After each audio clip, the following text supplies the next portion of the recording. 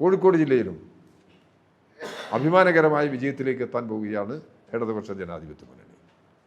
കഴിഞ്ഞ തെരഞ്ഞെടുപ്പിൽ 42 പഞ്ചായത്തുകളാണ് ഇടതുപക്ഷ ജനാധിപത്യ മുന്നണിക്ക് ലഭിച്ചത്.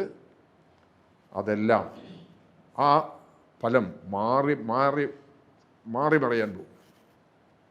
കൂടുതൽ പഞ്ചായത്തുകൾ, ഞാൻ ഒരു കാര്യം മാത്രം ഇവിടെ പറഞ്ഞു വെക്കുകയാണ്, അത് എല്ലാവരുടെയും ശ്രദ്ധയ്ക്ക് വിധേയമായ ഒരു പഞ്ചായത്താണ് ഒഞ്ചിയം പഞ്ചായത്ത്. ഒഞ്ചിയം പഞ്ചായത്ത് ഈ തെരഞ്ഞെടുപ്പിൽ ഇടതുപക്ഷ ജനാധിപത്യ മുന്നണി വിജയം ഉറപ്പിക്കും. ഒഞ്ചിയം പഞ്ചായത്തിനെ തിരിച്ചു പിടിക്കും.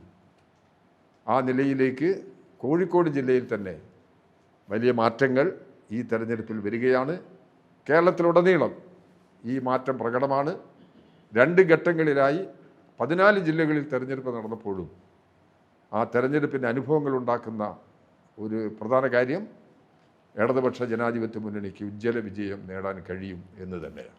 ഒരിക്കലും കേരളത്തിൽ ഇനി തിരിച്ചു വരാൻ കഴിയില്ല എന്ന് ആവർത്തിക്കുന്ന ജനവിധിയായിരിക്കും നാളെ കേരളം കേൾക്കാൻ പോകുന്നത്.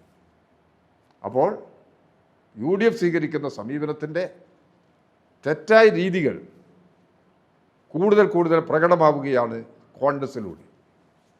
അതാണ് ഇന്ന് കേരളത്തിൽ യഥാർത്ഥത്തിൽ സംഭവിച്ചുകൊണ്ടിരിക്കുന്നത്.